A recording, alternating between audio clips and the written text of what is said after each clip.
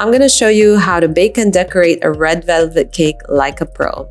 I am making a 3-layer 8-inch cake. I start by preparing the pans. I'm gonna put baking paper at the bottom of the pan, so I draw out the size of the baking paper that I'm gonna cut, and I'm gonna fold it into 3 so that I can cut the circle according to the size, and I cut 3 circles quickly. When I cut, I will go with the scissors inside the pencil marking because I don't want that pencil in my cake, and I also want to make sure that it fits snugly inside my cake pan. I also prepare the pans with butter or baking spray. I spray it all around the sides and in the bottom of the pan. Then I place my baking paper right in the base of the pans. I also preheated my oven to 170 degrees Celsius for 15 to 30 minutes before I start. Okay, let's move on to the cake batter. I start with all the wet ingredients first. For the 8-inch cake, I need 600 grams of sugar, 360 grams of vegetable oil. You can use canola, sunflower, or corn oil. Add 3 eggs to this mixture and 2 teaspoons of vanilla extract. 368 grams of buttermilk, and if you don't have buttermilk, you put milk with a little bit of vinegar or lemon for it to curdle. Mix all these dry ingredients with the sugar. I moved it to a bigger bowl and added 2 tablespoons of red gel food coloring and mix that in. I prepared the dry ingredients in another bowl: 360 grams of all-purpose flour, 15 grams of cocoa powder or around 3 tablespoons. Then I added onto that 1.5 teaspoons of baking powder and 1.5 teaspoons of baking soda and 1.5 teaspoons salt. Give the dry ingredients a good mix together, then add them onto the wet ingredients. I did that in 2 parts. I added half of the mixture, mixed it in, then add the second half of the dry ingredients and mix. Remember, when you add flour onto your cake batter, you're not going to mix too long, just until everything is combined and not lumpy. You can use a stand or a hand mixer. I just used a whisk for this one. At the end, I added a 3/4 cup of hot coffee,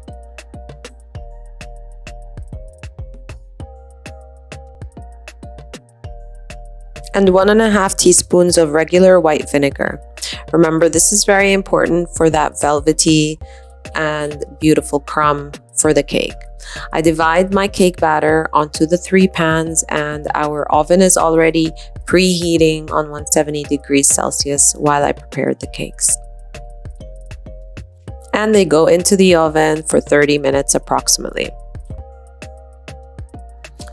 You can tap your cake pan gently on the kitchen table just to remove the big bubbles. You know your cake is done when you insert in it a toothpick or a skewer and it comes out clean or has just a few tiny crumbs. Once my cake is completely cool, I will invert it onto a cling wrap, and I'm gonna also remove any dome or crusty top of the cake. You can already see how soft and moist that cake is. I like to work with frozen cakes, and this is why I do this step. I'm gonna just remove the top, which is a bit of a dome, because I want my cakes to be beautifully flat. And I'm gonna reserve these cake crumbs. If they are very moist, I will bake them in an oven on a very low temperature, just to have fine crumbs for decoration. When I put the cling wrap onto the cake, I make sure that I don't alter or change the shape of the cake. So put it gently, fold the sides, and just make it airtight, wrap it up and put it in the freezer. I like to work with frozen cakes because it's so much easier to work with than a soft, mushy cake that is gonna crumble when I stack it. Now that my cakes have been chilling in the freezer for a while, I am ready to decorate. I always use a board that is slightly bigger than my cake size. Here, this is a 12-inch cake board and an 8-inch cake. I put a little bit of buttercream in the middle of the board, and then I try to center my cake right in the middle of the cake board. Here I'm using cream cheese frosting, which is American buttercream with cream cheese in it.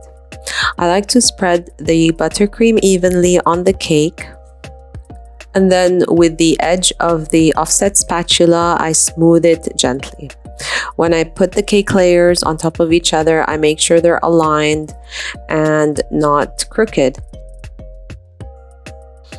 I try to also put the same amount of buttercream in between each layer.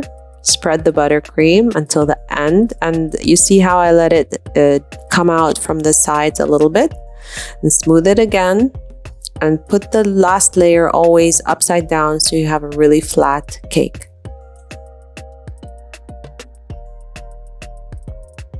Do a final alignment and press gently down. Now all that buttercream that is hanging out from the sides will help me to create the crumb coat. I add a little bit more cream, push it down the sides, and the crumb coat is always a very thin layer of buttercream. You could actually see the cake behind it. After I put the crumb coat, we're gonna chill the cake in the fridge for 20 minutes, or if you're in a hurry, you can do freezer for 5 to 10 minutes. Since American buttercream crusts, I like to start from the top and just smooth out all the top of the cake. Then I move on to the sides with my cake smoother and really get those sides smooth. If I have any holes, I'll try to cover them with more buttercream and go again with the smoother a couple of times, a couple of rounds until it's all smooth. Then I chop off the edge that's hanging up. Every time I chop off an edge, I clean off the spatula right there on the scraper. The cake goes in the fridge for 20 minutes minimum until it's completely chilled. Then I go ahead to add the final layer of buttercream, and this layer of buttercream will be a thick one, as you can see.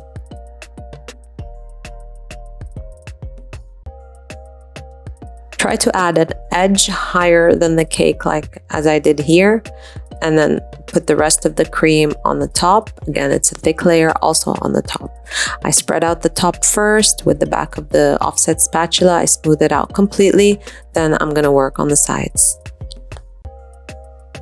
I hold the spatula at a 45-degree angle and turn until it's completely flat and smooth on the top. Then I'm gonna go ahead and spread the buttercream. You can either work up and down or side to side, but you really need to get that buttercream smooth on the cake. Then I move on to the scraper and I really smooth the sides. Again, if every time I see little holes or bubbles, I just add a tiny bit of buttercream right on the bubble and then keep going. This will take a couple of rounds until the cake is smooth. But here I'm not going to be very exact because I'm still going to use a different scraper as well. I chop off the edges that are hanging tall. Then I use this scraper from Wilton, which has a design, and it's going to press gently onto the cake to create these lines. It's a design that I chose to do today. It will also take a couple of rounds just to make sure it's completely smooth, no holes or little air bubbles in between.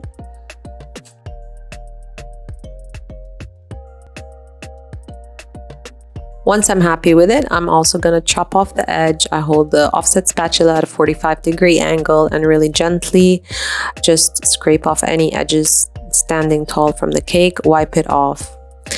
And now I'm going to do these X or little heart or little braids, you can call it, onto the border of the cake.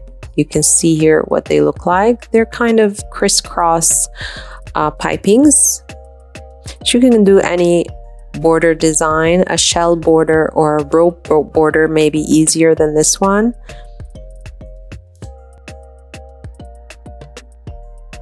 Look how pretty that is. You can stop there, but I also added a little bit of the red velvet cake crumbs.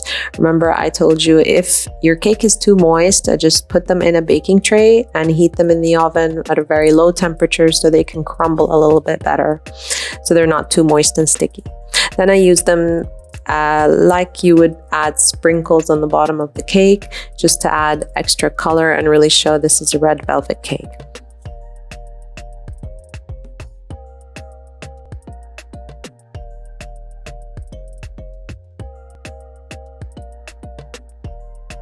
I also added the crumbs right in the center of the cake as well.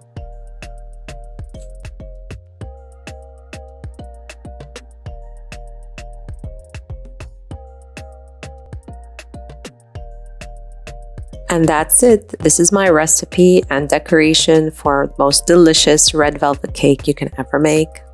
I hope you love it.